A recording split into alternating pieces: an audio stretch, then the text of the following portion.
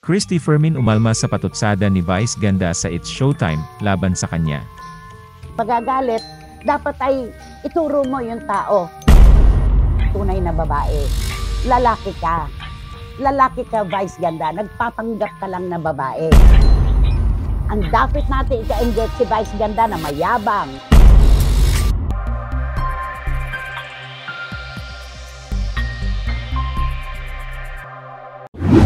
Hindi napigilan ng kolumnistang si Christy Fermin ang pumalag sa mga patutsada umano ng unkabogable star na si Vice Ganda. Ayon sa kolumnista, may mga pagkakataon daw talaga na hindi na siya makakapagpigil lalo na't nagmamalabis na ang mga pasaring na kanyang natatanggap. Ang pinagmumulan ng kolumnista ay ang naging eksena sa segment na Me Choose ng It's Showtime nitong Huwebes, kung saan isang contestant na nagngangalang Christy ang tinanong niya kung ano ang pinagkakaabalahan nito maliban sa pagsisinungaling, bagamat walang diretsang tinukoy si Vice kung sino ang kanyang pinatutungkulan.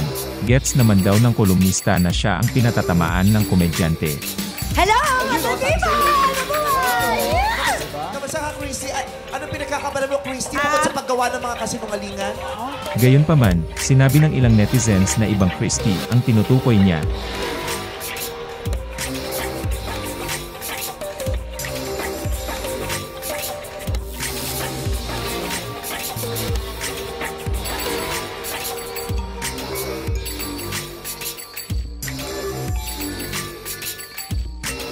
Anya, bakit raw hindi pa diretsuhin ng It's Showtime host kung sino man ang gusto nitong patungkulan? Pagagalit, dapat ay ituro mo yung tao. Kung sino man yung gusto mong patungkulan.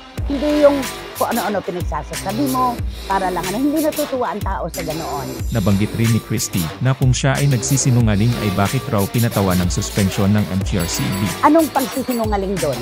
Kung yon ay pagsisinungaling, bakit kinatigan ang aking pagsisinungaling ng MTRCB at pinatawan kayo na 12 araw na suspensyon? Bakit ang ating mga kababayan ay Hirit pa niya, buhat raw ng makatikim ng kasikatan si Vice, ay inangkin na raw nito ang mundo. Ang hirap kasi sa iyo, Vice, magmula nang ikaw ay nakatikim ng popularidad, inangkin mo na ang mundo, na ikaw ang gitna, ikaw ang araw at umiikot lang ang lahat ng tao sa show business na para mga planeta sa iyo. Vice Ganda, hindi ka tunay na babae. Lalaki ka. Lalaki ka, Vice Ganda. Nagpapanggap ka lang na babae. Ano ang kolokyal na biro ng mga taong nakakakita ng mga umiihi ng nakatalikod? Hoy! Humarap ka! Huwag kang tumalikod! Traidor ka! Yun ang isisigaw sa'yo.